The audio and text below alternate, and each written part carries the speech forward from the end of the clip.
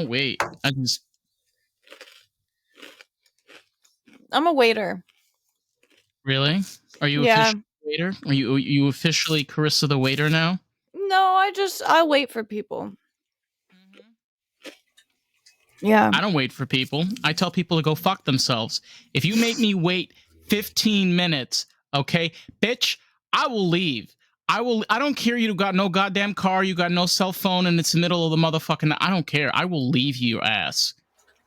If I say 15 minutes, it's fucking 15 minutes. Yeah, you were saying, I'm sorry. I'm a pretty patient human, I would say. Yeah, no. I'm too Moroccan. I can't. No. And I'm also Jewish. This is combination. Anyway. What are you trying to say about Jewish people? Anyway. No, I'm kidding. Listen, whenever I get an opportunity. Honestly, I've never heard anything like that about Jewish people. Okay, so like to make a long story short, it's the hustle. Like, I get it. Yeah, it's like the real grind. But anyway, and you're like, don't waste my time because my time is money. Yeah. Okay. Yeah. No, I mean, I guess like unfortunately, I'm not very money motivated as well. You know, are you getting a lot of like sound from outside? Because I got my door open, so there might be like outside sounds. That's like fine. It's good. Airplanes and trucks and things. Things. It helps because when the audience gets bored of us talking, they have something to actually listen to. Birds and shit. Yeah. Exactly. No, that's way more exciting than we are. But anyway. Just a white noise. Exactly. Welcome to American Groove. Yes. Yeah, baby. We are back, bitches. Fucking back. Yeah, it's American Groove. I'm Dave, by the way. And this lovely lady over here is Karissa. Yes. That's my name. Yeah, her name is Karissa. Yes. Her name is Karissa Andrews. Yes, her name is Karissa. And we are here for a stone, beautiful experience. We have no idea what the fuck we're going to be talking about today, so you will join us on this wonderful journey. I am currently filling up my joint. And I should roll a joint too. I'm honestly just kind of afraid of being like too relaxed because I don't have any sativa. So I spent a little bit of time not smoking, so weed has a rather strong effect on me. No kidding. Last night and today, I was like, oh, whoa, I really feel you today. Yeah, I definitely could have passed out before the podcast, so I'm trying to amp myself up. If I had some sativa, that'd be like a good thing. When I was at the dog park yesterday, one of my friends gave me some sativa. It was pretty nice. It sounds like one of those fake sugars, you know, that will definitely give you some type of cancer or disease that'll kill you when you're 65. You know, sativa. Yeah, what are they called? There is one called Trilia? Yeah, but I swear there was one that started with an S, but I don't know what it is. But I know what you're talking about. All the little colored packets. Stevia. There you go. Cancer in a bag, baby. Paper yellow little thing, and just put it in there. You might as well just put it in your, syringe and shove it into your, arm and be like, I got the shot. There was a girl that brought a package of red vines to work, like a big package of red vines. And I was like, oh, I love red vines. And my other friend was like, oh, don't eat that shit. It'll give you cancer. I was like, what the fuck? She's like, it's got red 5049 or whatever the fuck in it. So will Cheetos. I mean, pretty much anything you buy in 7-Eleven will give you cancer, but no one cares.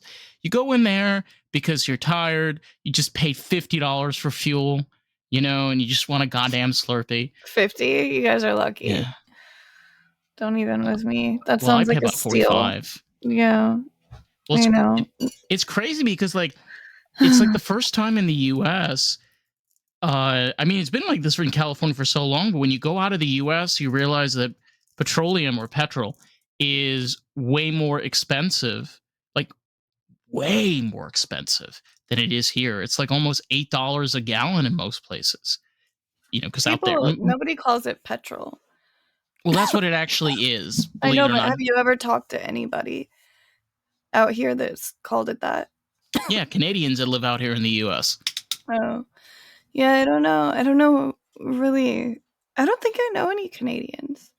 Well, okay, so so boring, but okay. Basically, gasoline is a made-up word. It was made up by monopolists of the oil companies here in the U.S., and they wanted to make fuel sound more extravagant. So instead of just calling it gas, they called it gasoline. There's no such thing. Well, it's like a blend. It's not just oil. Like, I mean, that's what my dad told me. I was like, it's not like oil, like directly derived from the ground. It's like it's something made out of that oil, but also with like other things. Petroleum. That's what it is. It's just those two things. The petroleum. No, I think that there's like, I don't know. I mean, there's a lot of stuff that they put into gasoline. They do. What I'm saying is petroleum is the main ingredient. What we call fuel derives from petroleum. But what you're talking about is the chemical process of how it's made. Well, I'm saying that it's like a blend, that's what we buy. And some places blend it differently than others. And some places sell gasoline that's more efficient mile-wise than other places. So, like, the gas you buy at Chevron and the gas you buy at Shell are not the same gas. I hope people know that. Actually, turns out all of the fuel here in the U.S. that you buy is the same thing. No, it's not. I know that it's not. The difference is that some companies will add additives. Yeah. But that's what makes it different.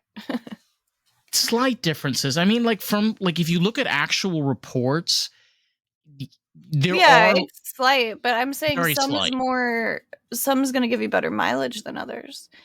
Like, there was a gas station down the street that we all knew not to go to, just because we knew that, like, over time, all of us noticed that, like, that gas station gives shit gas. Like, it was a Chevron, and it always had, like, a good price on gas, but, like, you'd run out of gas faster. And we used to joke that they watered it down. Now, like, it's not water, because you can't, like, do that, but, like, we know what we're saying is, like, the term watering something down. Like, they diluted it, basically, but, like, we're like, "Oh, they watered it down." I mean, who knows what they're diluting it with, but I feel like, isn't it like if you have, like, water in your gas tank, it'll, like, ruin it?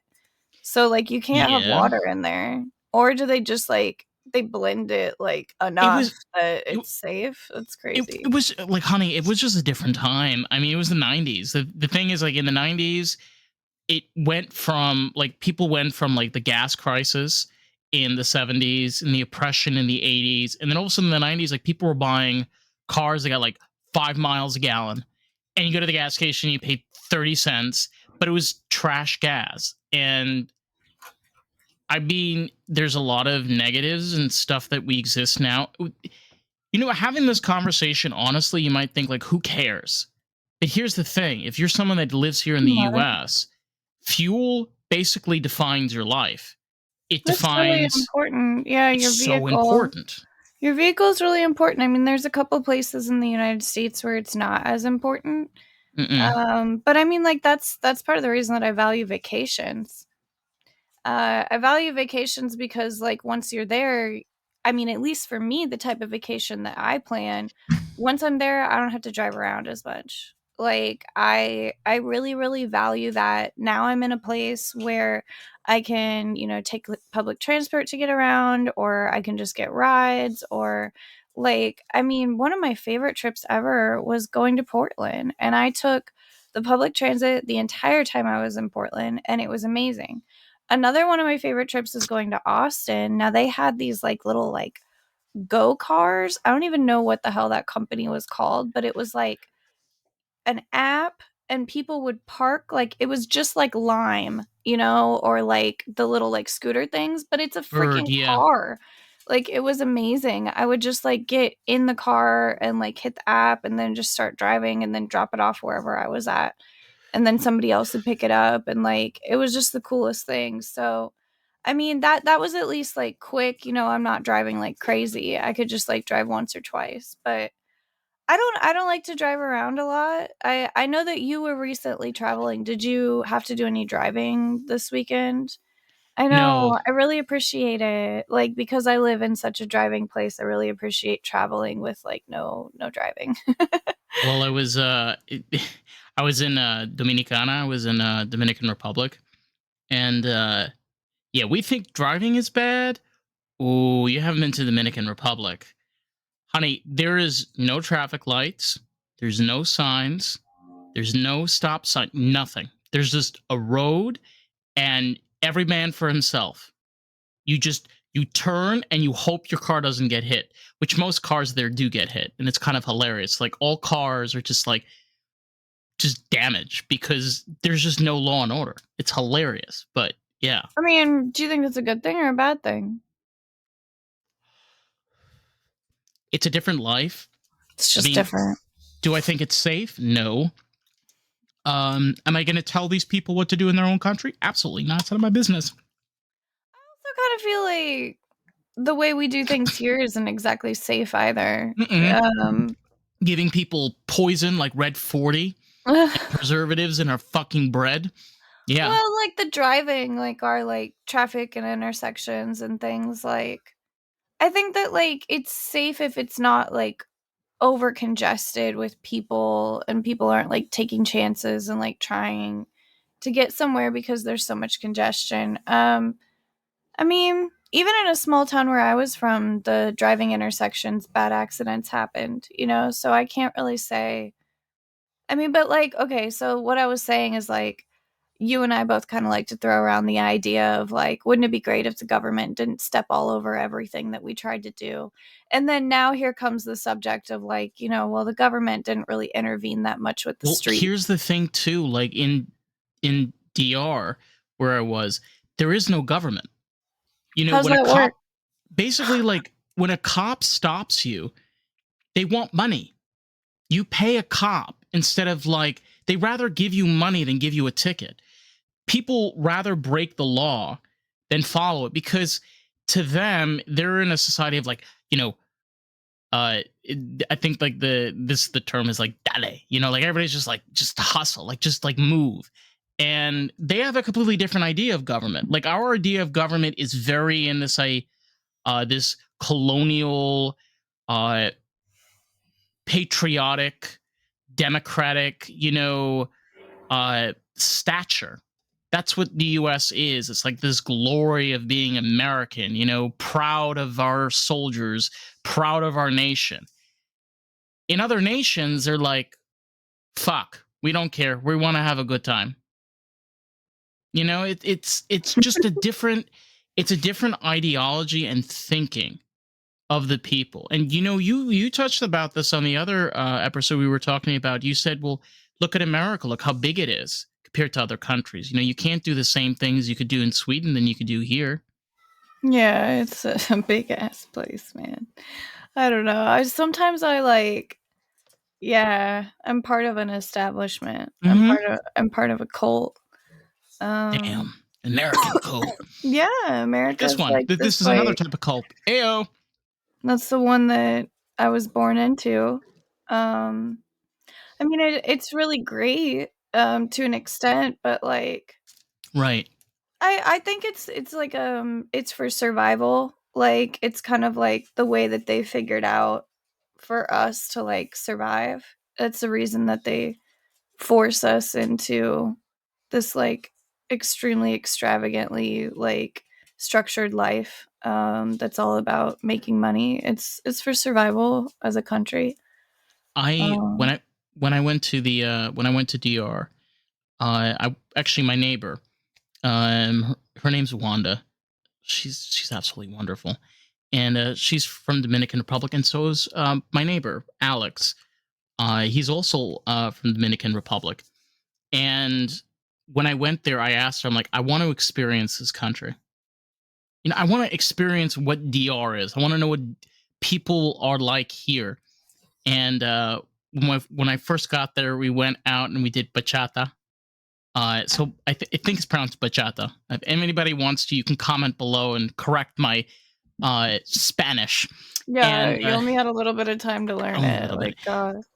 So it's called. It's a form of salsa. From what it was described to me from Alex, it's like very sad songs, like the lyrics, but the background it has. There's like a cowbell that you hit with a wooden drum. They have this kind of looks like when you sift flour, but it has like dents all over it.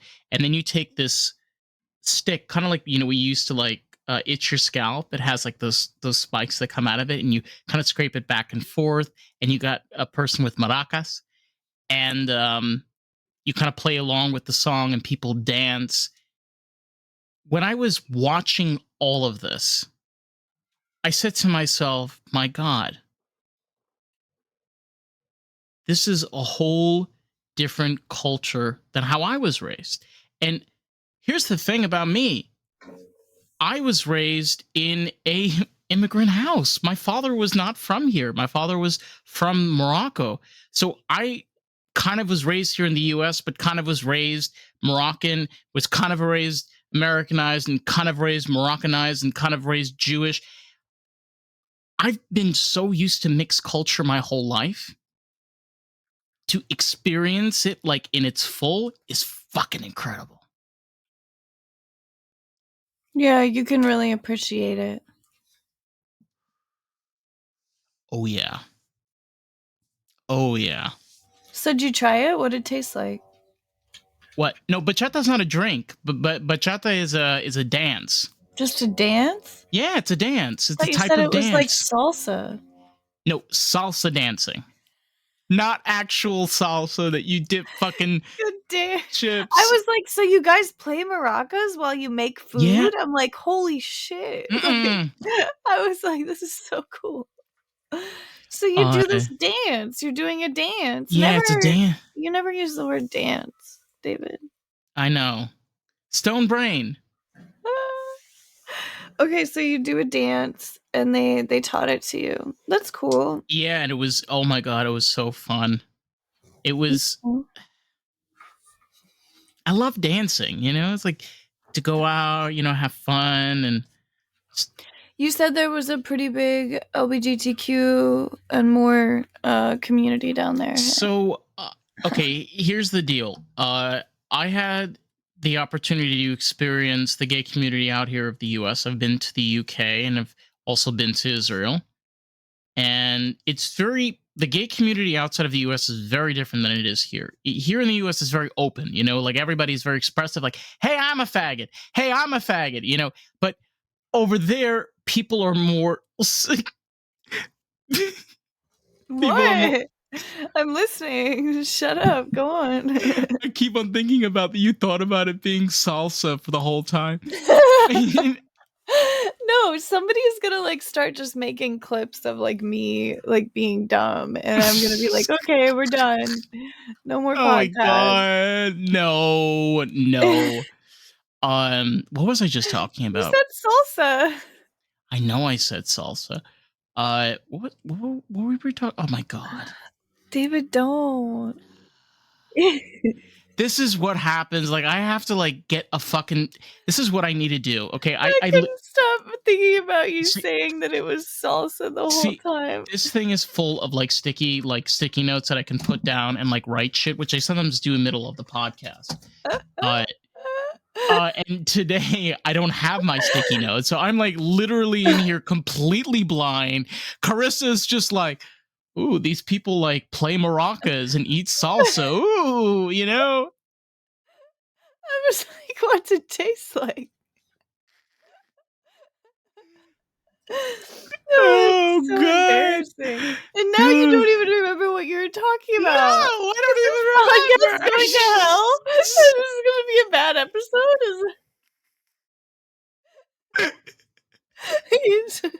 I don't even know. Oh my God. Cheeks hurt. Like, get a hold of yourself. Praise. Huh? My cheeks hurt really bad from smiling this much. I honestly, it's sad. It means that I don't smile and laugh as much as I am right now. I don't know. I know that maybe in a couple minutes you'll 100% remember what you were talking about. I feel bad that I don't remember because you distracted me enough thinking about how embarrassed I was that I thought that it was salsa.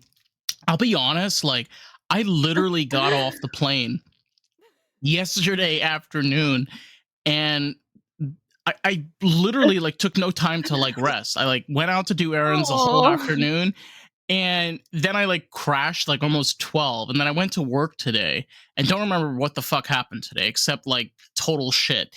And then I came home and then I fucking worked until now. So like my brain right now is just Oh. like Okay, let me ask then, what yes. is what is the stick with the things on the end of it that that looks like Oh, what do you okay. do with that?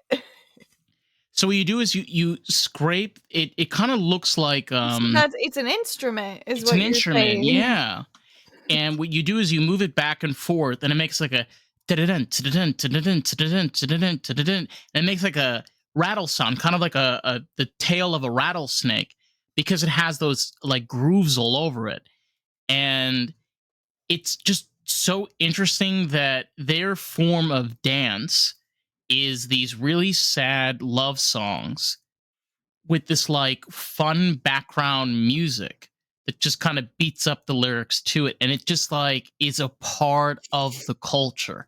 It's like you're listening to this poor girl having her fucking heart ripped out, and like this tragic 3-year relationship is over. Like this bitch is out of my house and everybody's like arriba dale dale dale, and then like you just I shut the really fuck up. I Yeah. really, really thought that you were, like, comparing the food to music as Oh a my metaphor. god. Thought it was like a metaphor, like, you were like, "It's like a sad song," but then there's, like, these, like, cowbell I thought it was like, oh, it's just kind of like a bland salsa with, like, a pop.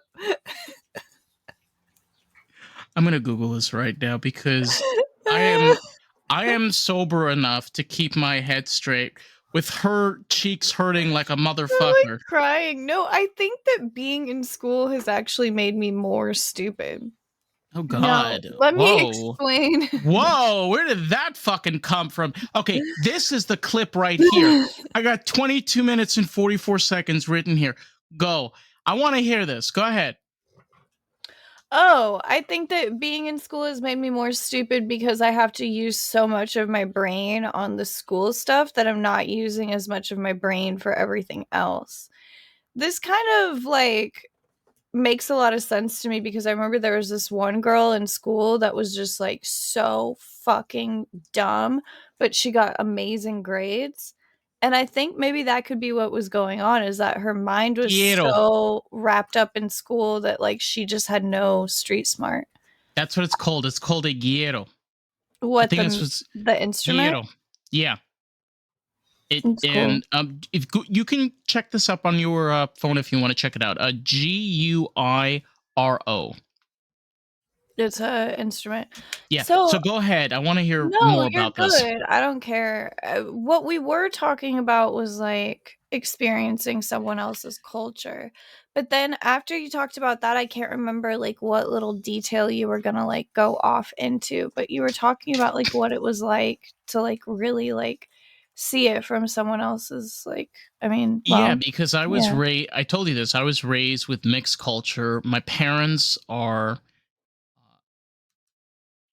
My mom was white and my dad came from Africa. I was raised around Guatemalans, Hondurans, Jamaicans, Haitians, Dominicans. My dad had constantly Spanish workers. My dad constantly had, his partner for almost 20 years was Jamaican. Um, my my childhood was surrounded by different types of cultures. I feel like as an adult, this is why I have a loving for just going to another country, just going to another place, not giving a fuck. I don't need to gotta, spend $300 to some shit.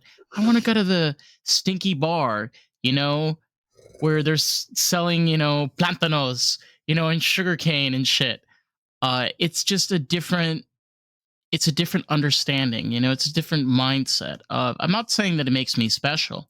It's just when you are raised seeing a world a certain way, your mind ticks and gets fascinated. What food did you eat? Oh my god.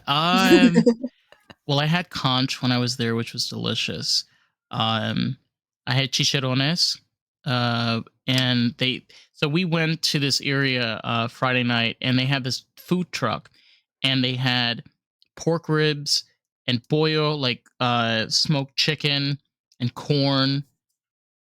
Oh my god! And they had Yum. cassava, Yum. like mashed cassava, and I'll tell you this right now. I get fucking sick from pork all the time. I wasn't sick. That's good. I don't know. Why? You think it was cooked right? Or you just had, like, enough of other I, stuff too, I'll or tell you, I've noticed this especially with certain Latin countries, especially Central America and the Caribbeans. There's a certain way of how they cook their pork, and I'm curious about this, and I want to learn more about this. That I think for me, it doesn't bother my stomach. I don't know, but if I eat maybe any, because it's, like, cooked, like, directly at the flame, you know? Like, I honestly, like, I don't really like hot dogs very much, but when they're cooked over, like, an actual fire or they're cooked in, like, a and they're real, charred, like, grill, and like, they're real charred, heat, oh, I love that shit. yeah. Yeah. Oh my Yeah, god.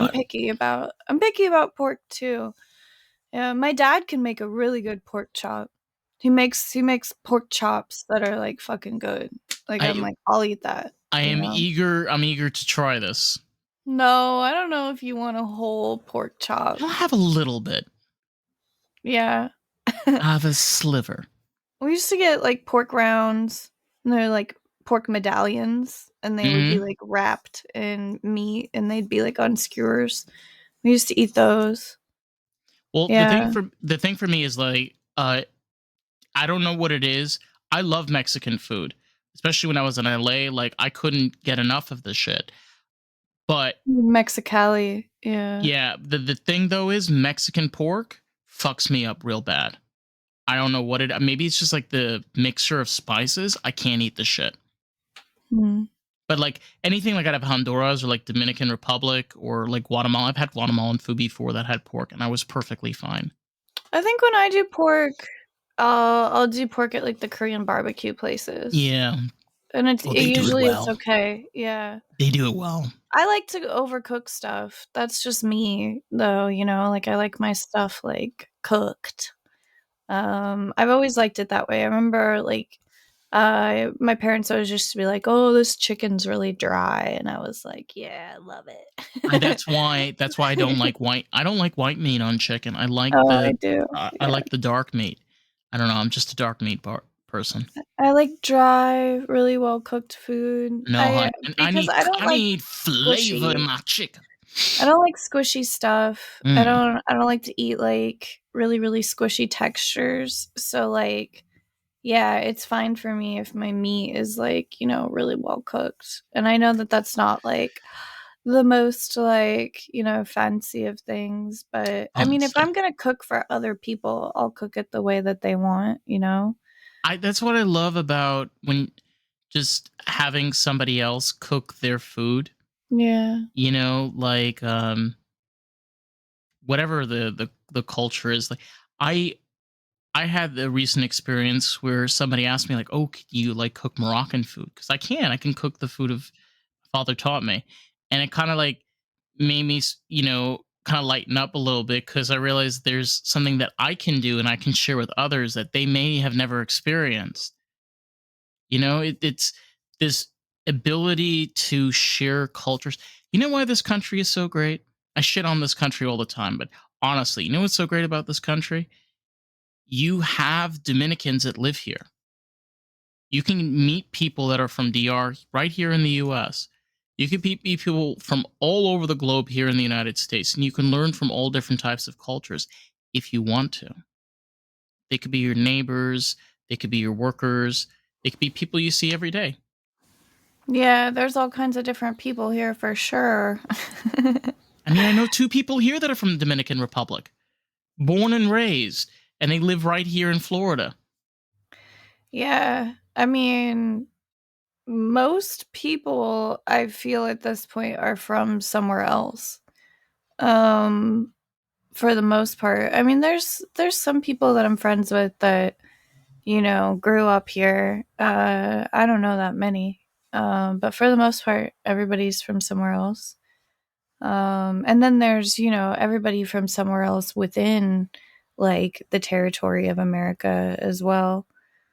I think it's cool. I mean, I grew up in a smaller environment where we had some people, their parents were from other countries, some people were from other countries.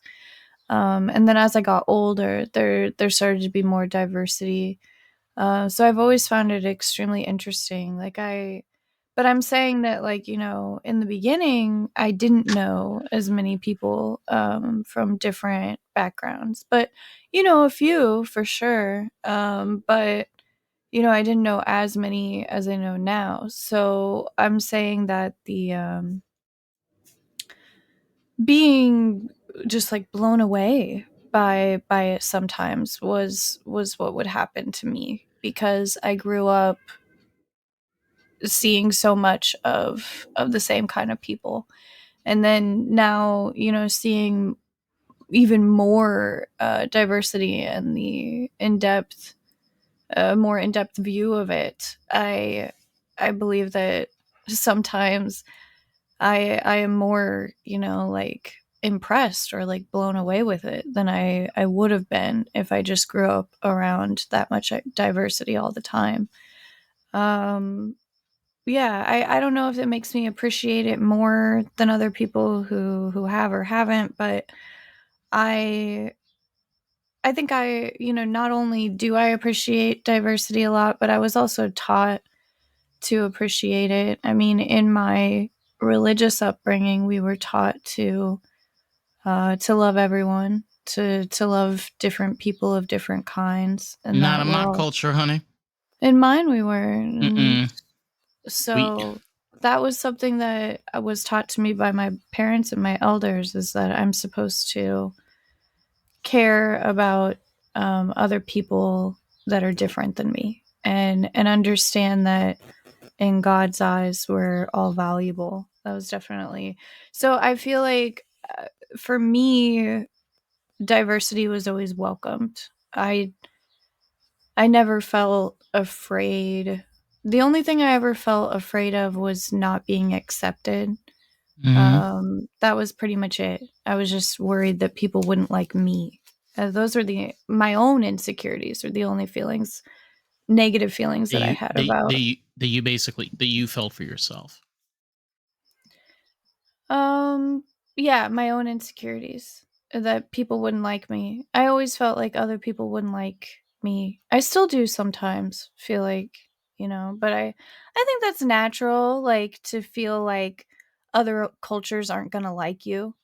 But I feel that way a lot. I feel like other people aren't going to like me, and I feel like there's a lot of pressure to prove, hey, like, I'm not your enemy, because I don't have any problem with people, and I just really want to make sure, but you can't make everybody like you, you know. No, you can. And I've I'm not going to say names. I've had people that have said to me, Oh you god, know, I can think it. Yeah, go they were on. like, you don't know the idea of struggle. You've, experienced white privilege your whole life. And I look at them and I say to them, you don't know me. You don't know me. How could you how and I'll tell you this experience with no names either. When I was in DR, I was talking with somebody that I knew, and we were talking about people being homeless.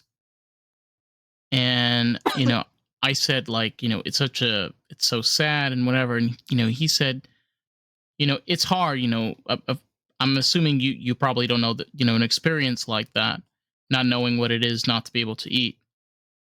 And I said to him, I said, don't quick to judge. I've had very dark moments. Well, it's like, what's he trying to accomplish there, you think? Because he does it again. That goes back to the point when you don't know a person, when you don't know a person's life. Again, when the idea is we're talking over here, right? We're spending this time talking to one another. The way to open up the conversation is you have to be able to talk, and you have to be able to listen to the other person and not you gotta rationalize and judge. I just wonder, like, what he wants out of, like, what is he trying to make you see by saying that? Because it does sound like he's trying to, like, make you, like, think, but it's like, about what exactly? I understand that struggle because I've been in that situation. I haven't been in that situation for a very long period, but I was in that type of situation. And it's a horrible experience, but the reality is it's real, exists, and It's awful. It is being hungry like that. I don't understand how so many people do it. It's it's really, really difficult to sleep when you're starving. So the two go hand in hand, I feel, because not eating will make you horribly tired, but it's crazy how hard it is to sleep when you're starving. It'll just keep you wired. I do think that it's like the body's way of, like, giving you enough energy to figure out how to get some food. right. And then as soon as you get it, you just pass the fuck out. Yeah. But yeah, hunger is, if I can get myself out of the financial situation that I'm in, I definitely want to do something to help other people to simply not have to feel as hungry as often. Especially since I spent a lot of time making myself feel hungry on purpose. I feel like that would be a very redeeming thing to do, is help people who, like, really need to not feel hungry anymore. You mean people that are experiencing eating disorders? Well, both. People impoverished, I do think that my financial issues contributed to my eating disorder. Same. Big time. I think that same. they still do, to an extent, because it becomes this kind of, like, one or the other kind of game. Did I tell you about, I was on a walk with my dog, and I looked at the ground and I saw a flashcard, and on one side it said eat, and on the other side it said room. And it felt like symbolic. The two words come in hand in hand. Hand in hand. Well, because I kind of felt like, like, sometimes financially it can feel like you need to choose between one or the other. Correct. Like, and I thought it was kind of weird that this card was on the ground and it was like, one or the other. I mean, I feel like I often am thinking, You just named the podcast episode, by the way. What, one or the other? We do this every episode. No, we're talking about the Dominican. It's been a beautiful. Dominicana, por favor. Yeah, I mean, what was it? Just all sunny? Lost in a groove. Just all sunny and beautiful, like the whole fucking time. It was very sunny. It was very hot. I stayed in her family home, and there's no air conditioning. Woo! Did you do some sunbathing? Did you get some sun on that skin? Yeah. Do you not see? Well, it's the light. Yeah, I'm a little bit darker. Of color right there. A little bit of color. Yeah. Not as light. Well, my weekend was just boring as fuck compared to the Dominican Republic. I mean, I took Louis to the dog park twice. He's looking at me like, "Excuse me?" He's very, very excited. I wish you could see his face. He's like, "Oh my god." No, I No, could totally picture it. we already did that, the last couple of days. "It's okay, baby." He's like, "Why is she why?" She's all hooked up to the computer. Why would she, you know? So for any of our new listeners, Louis is the director of Lost in the Groove. And Twixie is the producer of Lost in the Groove. Anyway, go on. Yeah. Ew, there's a goddamn spider on my wall. Shh. Go back to your point. I want you to finish. Come on. How do I kill it? No. Finish your point. Finish your point. Come on. I killed a spider on the podcast. There's a first for everything. Oh my god, you murdered a creature on this podcast. While I was on the wall, and you did not my bedroom. And it was moving very quickly. When the spiders are more like, bigger and slower, I'll capture them and take them outside. This one was like crazy, and I squished it with the card right on the wall. Wow. Yeah. Which side? I don't know. What the point eat was side? The eat side or the room side? Which side did you smash that fucking spider with? I think that I don't remember, which is kind of gross. Oh my god, the room side. I see a little bit of like a smear. Oh my god, ew. Yeah. You're touching it. Why are you touching it? I did not touch that part. I'm touching the card, but not the smear. Oh my god. Put that thing away. Put that thing away. So help me. Or so help me. Or so help me. I don't think that I was making any more points. I don't think I was saying anything significant. You're like, keep going, because you said that the spider interrupted me, but I really don't think I was saying anything important. See, this is what happens. Yeah. This is what happens when you interrupt the groove. You must allow the groove to flow. All right. Okay. We're gonna go. I'm gonna get back into the zone. You ready? You ready? Okay, I'm here. We should get like some fucking like stuff. Like I want to get like some wind chime, like a chime thing, and then get like some stuff to make some pretty sounds. Like I'll get like one of those rain sticks. Like people might like really enjoy that, Yeah.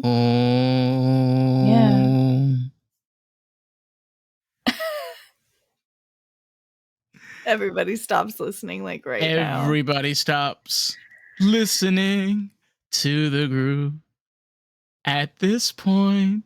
No, this is when the fun happens. You see, the thing about American Groove is when we get towards the end, this is when the deep shit happens, bruh. It's like the second podcast. Uh-huh. It's the deeper layer.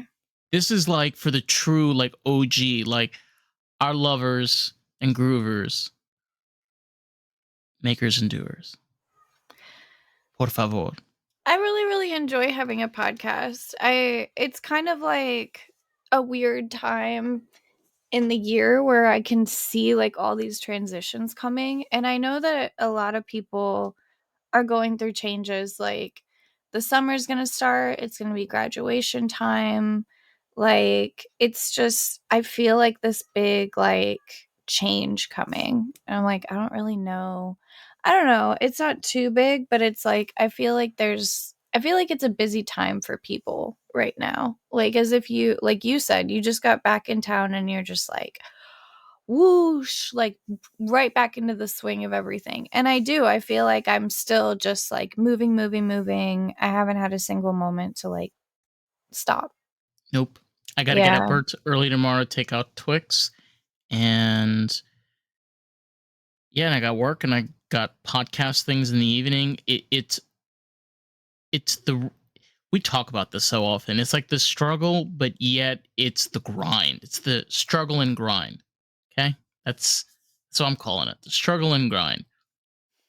And you just push through. Because the thing is, like you said, hard work doesn't make you fucking successful.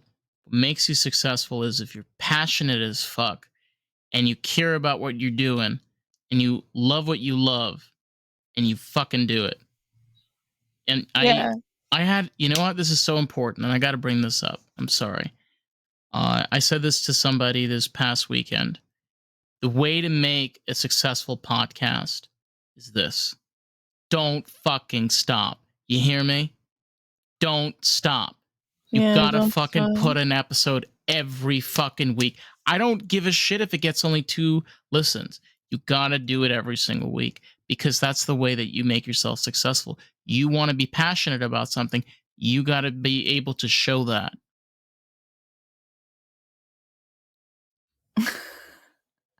You're so much more passionate than I am. I'm like, I just want to get on here and like talk and like Oh, capture stop like. it. Oh, you stop sugarcoating it. You fucking love this shit.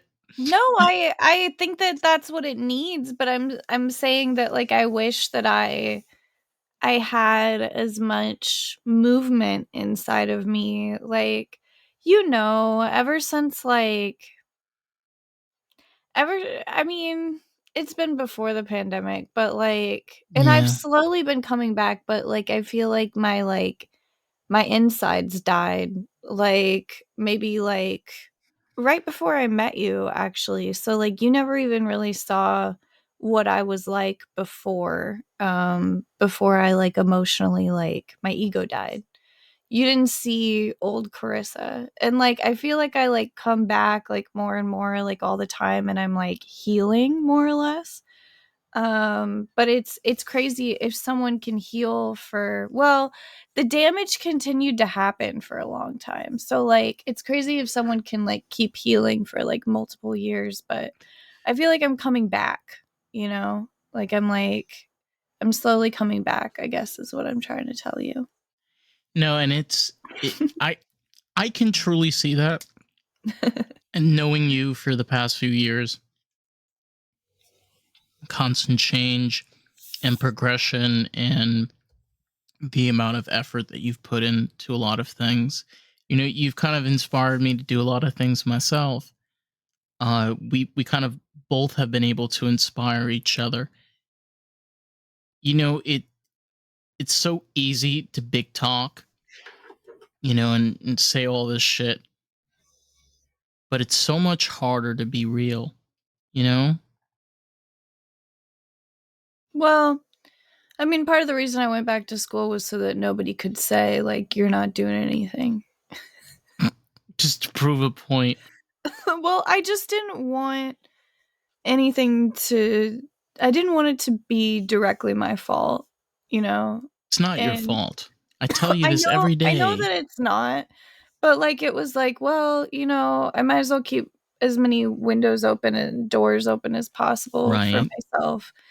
And, by doing that, like, then I for sure know that, like, it's not my fault. I think it's like some type of mentality of like a person with trauma. Like it's like we don't trust that we're not the problem. And it's like I've just been abused so much and told that I was the problem so much that like I kind of, like worry about it being possible sometimes. And I have to like turn that off because I think it's almost like a defense, like where I'm like protecting myself or some like weird shit like that, You or got like, moxie, honey. That's what it's yeah, called. there's Moxie. there's a lot there. I don't A lot of know. moxie. A lot of foxy and moxie, yeah. I've been going through a lot recently. I'm gonna have finals week. I just took a big exam. Like I've been trying to find a second job. I'm like, just there's a lot going on in my mind. So I think Same. I'm high firing. So like since so much is being like asked of me, I'm thinking so much about everything else too. Like it's like I'm just on that wavelength of intensity and it's a lot. I really enjoy I can't wait till the semester's over. Like I like my class, but I also like want to get back to my mind being a little bit more like there for me and myself instead of school. Like I would like to focus on myself and my life a little bit instead of like how genetics works. Okay. That sounds like immense work. And for me, as a stoner, I like to work. Don't get me wrong. I love the grind, but that's a whoa, honey. That's too close. I'm sorry, I just turned the podcast into like bitching about myself. Oh no, it's not. It honestly, like we actually talk about this shit all the time. It's just so funny. We'll be on the phone and you'll be like, I'm like, what's going on? And you're like, school. And I'm like, oh boy, here we go. And then Karissa, you know, and I completely get this. When you're in a class and there's tons of people there and it could be really stressful, you know, and you have this teacher that's giving you all of this information. And then you're like trying to understand, like take it in, absorb, but you can't. And I'm just like on the phone and I'm like, oh girl, what's I going was trying to make an excuse for why my mind is kind of foggy. And I think it's just because I've got my mind on so many different things right now. I don't know. It's really hard. I don't understand how everybody does it so much. It's the grind. They grind. The grind. Yeah. Well, we were supposed to get away from the bullshit of our lives during American Groove, but a lot of the times I end up just talking about the bullshit of our lives. Exactly. It's terrible. I know.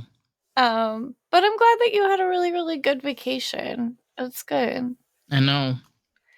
Yeah, you need to have a good vacation. I always tell David that whenever I graduate nursing school, I'm going to take him to Hawaii. Yeah, with like one of my first couple paychecks, we're going to. I mean, there's, I literally have, I love this tattoo. Did I ever share this? Did I ever share the story of this tattoo? Well, first of all, like if you could. No, you've got your Stitch tattoo. I don't know if you shared a story about that tattoo on the podcast, but you can. Right. We got 7 minutes or more. Oh my God, Jesus Christ, bless our Lord, amen, hallelujah. All right, so story of the Stitch tattoo. I used to watch the movie like religiously as a kid. You know, I was alone. My siblings were a lot older than me. And I really related with Stitch very well as a kid. And I always remember like Ohana. You know, Ohana means family. And family means that nobody gets left behind or forgotten. And I treat tattoos like literally a religion.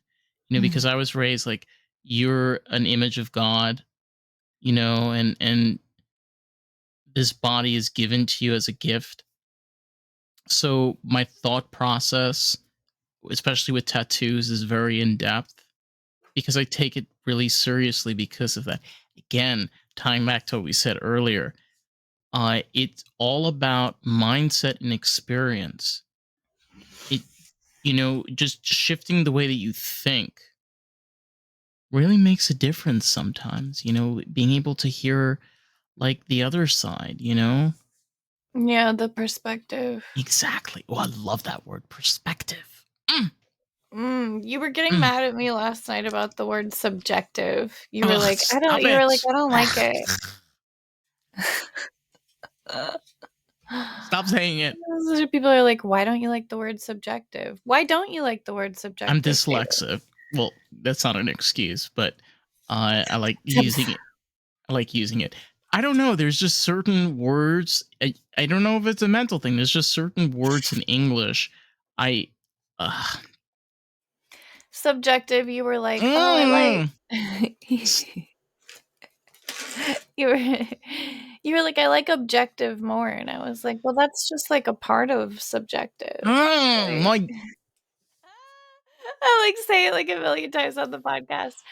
I don't really know if I have like a word that drives me nuts, you know, but it doesn't really like drive me like nuts. I'm just doing this for dramatics, but like it's just the word, the way it sounds, It sounds a little like tough, like a little cold. Like it sounds like insensitive. Oh, another word I don't really like is shallow. Ooh. I don't like shallow. But like I always like the shallow end of the pool. But I don't like the word morsel.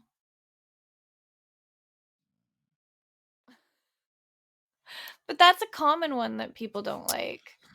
I never really liked the word chip. There's like old timey words I don't like. I When can't I think was a of any kid, off the top of I my head. couldn't pronounce the word triangle. That There is were a lot tricky. of words. Yeah, I must have had like a speech impediment. Quadrilateral. Yeah, that's another one that I have. It's funny how like similar we are. Like I feel nobody ever notices. And I'm gonna like reveal something that you probably already know, but I haven't told you this. I don't know if it's a mixture of my dyslexia or ADHD. The way that I talk and am able to speak, I sometimes mix words. Like I say words backwards. And actually, if you look at the captions sometimes, and this is why, like, we were talking about this the other day, it's like the captions are so great. You could clearly see this. So, surprise, everyone! If you're worried about my grammar, it's just the way I talk. The dyslexia runs deep with you and I. And for me, my mom said that I have this other thing called dysgraphia, which I don't know what even the fuck that is. But I'm sure there's other things that I have other than dyslexia too. But like, I'll relate that if I get tired enough, I'll start to type words backwards.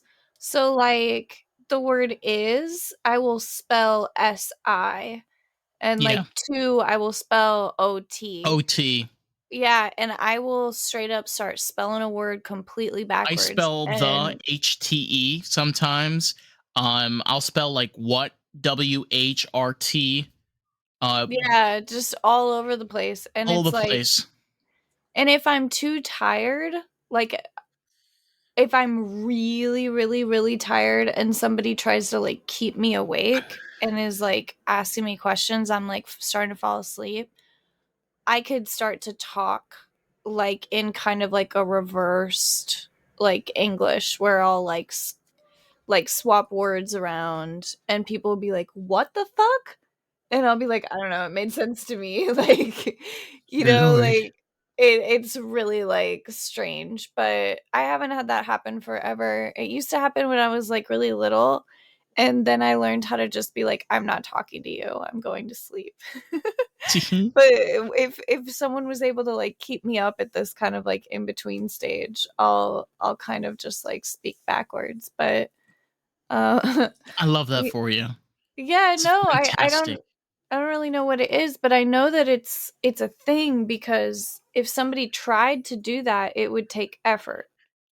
Like it would take work, mental effort to spell something backwards like that. It wouldn't just happen. I think it's just because like our brains are in many ways wired differently. And yeah, I don't know what it is. It's hard to explain. It's hard to explain to people that don't have dyslexia. It's we're like my mind. It's like my mind. It's just the way that I function and operate makes no sense. It makes absolutely no sense. The way that I operate as an individual, if you look at my life, makes zero sense. There are things that I do, the way that I place things, the way that I see things, the way that I do. I don't know. It's just like you're a different type of human. I mean, I It's should do more weird. I research. know. I really should. Like now We that we're really sitting here should. talk about it, I was like, No. I should do more research and like see because like it's something that I've had my whole life, and I don't I don't really really know that much know. about it. I'm like curious. But I know that like I know that it's like a gift to some extent. Whoa, Like, Jesus. yeah. No, don't you think? Like, In don't a you way, think that it makes you better at other things? yeah, we're superior. It's like the next gen. I don't know if it's that. I'm kidding. I think that it has some type of explanation for why I'm like musically talented or why I'm artistically talented. Like I think I have an ability to like mimic images and colors. Like I can like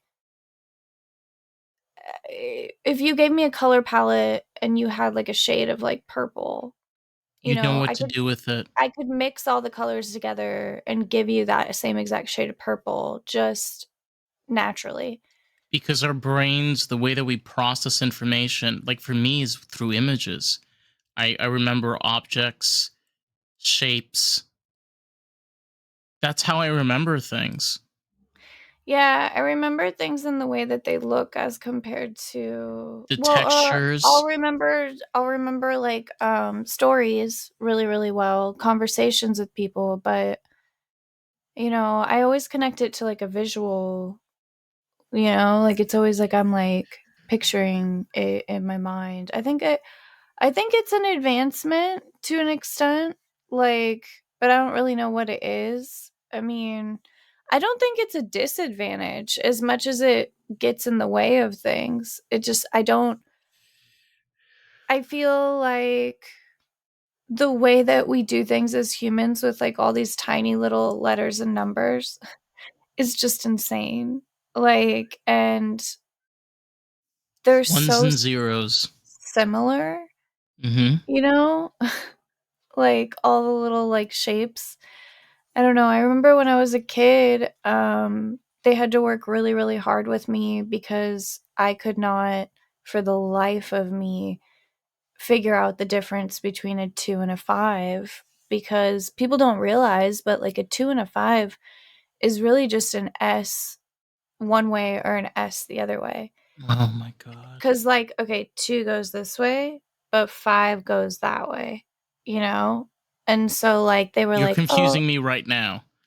yeah. And then, like, it was really, really like, unbelievably difficult for me to learn what direction C goes, the difference between B and D.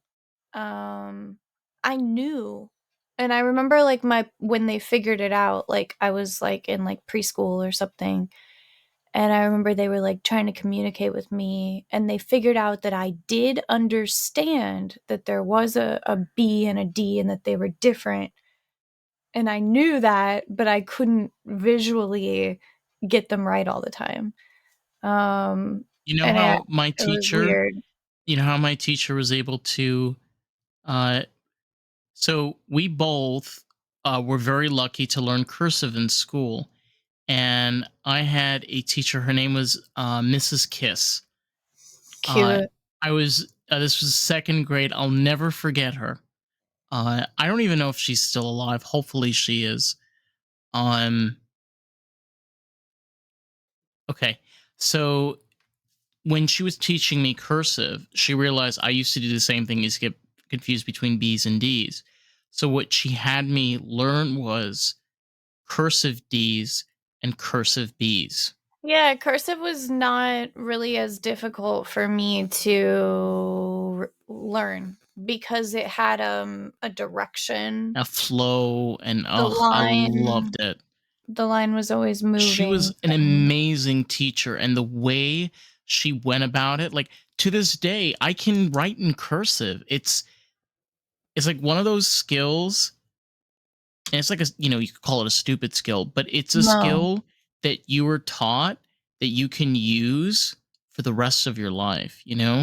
Oh, I'm so happy that I don't sit around thinking to myself like, "Oh, I'm gonna teach myself cursive," Oh, thank because God. I got that over with. yeah, I think it's beautiful. I write in cursive a lot when I'm nervous. I write in cursive a lot, um, when I'm trying to be secretive. I don't want Ooh. people to be able to read what I'm writing at first glance. I want it to take a little bit of effort. So on a lot of my personal things, I'll write in cursive. My sticky notes on the wall with my quotes that are for myself are in cursive. Chris is being a little fancy. Yeah. A little fancy. All my personal journals were always in cursive. You know, like I had journals all through like elementary school and junior high, and I'd almost write in them every day. And they were all in cursive because I didn't want people to be able to read them really quickly. What I have to say to that is this. Some good things come to an end. This is a good episode. This was. Listen, man, we are here for an experience. We're here to be real. We're here to be raw. I'm Dave. This is Karissa. Yeah. And if you want to learn more about Karissa's fucking talent is through the goddamn roof. So she is a pug lover, candle maker, fully licensed esthetician, and makeup artist. And if you want to check out her work, you can find her on Instagram at Karissa the Beautiful. Cool. Oh, we've got Dave over here. Yeah. He's just like one of the most beautiful artists I've ever seen. Oh, stop it. You're making me blush, darling. Yeah. Runs a couple different podcasts, hard worker, head of Lost in the Groove. Yeah. Whoop whoop. Thank you, Dave. In the future, El Lost in the Groove Espanol. But anyway, moving on to that, if you want to learn more about the podcast, you should like and subscribe. And of course, you have American Groove right here. You can find us on Facebook, TikTok, Instagram, and YouTube at Lost in the Groove Pod. All right, everybody, go to sleep. Make sure you don't do anything dirty or bad. Why not? I don't know.